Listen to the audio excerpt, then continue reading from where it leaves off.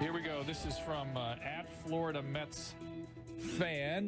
Dr. I think Frank Taaffe and Miss Ali should all go to dinner together. So maybe we can arrange that, Frank, after we all sort of convene somewhere out here in Los Angeles, perhaps. That'd be great. After this trial's over, maybe we can all start healing. How's that sound, Miss Ali? I'm all for it. Well, first let me clear this up. Okay. I would rather bash my own head on the concrete like Zimmerman before I'd go out to dinner with Frank Taaffe. Yeah, it's not a love match. We'll see. That was last night. A dinner proposal for my two guests, Frank Taaffe and Miss Ali. We're on the verdict watch here at the George Zimmerman case, and we will be with you all weekend. Frank Taaffe, George Zimmerman's friend, outspoken supporter, and social commentator, Scheherazade Ali. She's the author of The Black Woman's Guide to Understanding the Black Man. So, Frank, Miss Ali would rather bash her head on the ground than go to dinner with you. Don't you want to ask her out? Yeah. Miss Ali, I would like to give you a personal invitation to my home at the retreat at Twin Lakes and take you on a personal tour. And, you know, I'm a great Italian cook, if you like Italian food.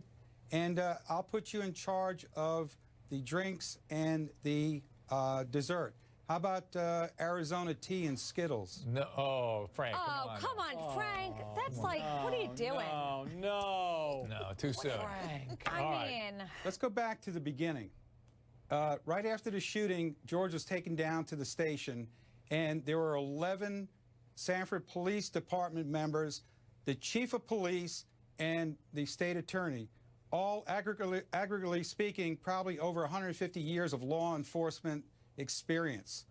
They decided not to charge George Zimmerman with any crime because they couldn't find probable cause. And it was only until Mr. Benjamin let me finish. No, let's talk about those 11 police officers. Are you gonna yak, or you want me to talk? Frank, please finish, and then Miss Ali. Go ahead, Frank, finish. Benjamin Crump wrote a letter, and you tell me when I'm off base here. Mr. Crump wrote a letter to the Department of Justice soon afterwards when there was no charges filed against George Zimmerman. In that letter, he stated that the Sanford Police Department had malfeasance on behalf of Mr. Zimmerman, who was a former magistrate with the somewhere in Virginia, up in Manassas, Virginia, and that he somehow compelled the state attorney and the chief of police not to charge George Zimmerman with any crime.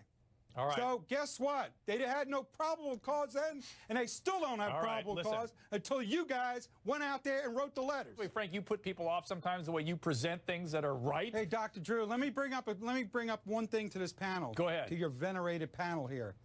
On the night George was arrested and the police did not find any probable cause, and in order to have arrest, you have to have probable cause. Yeah.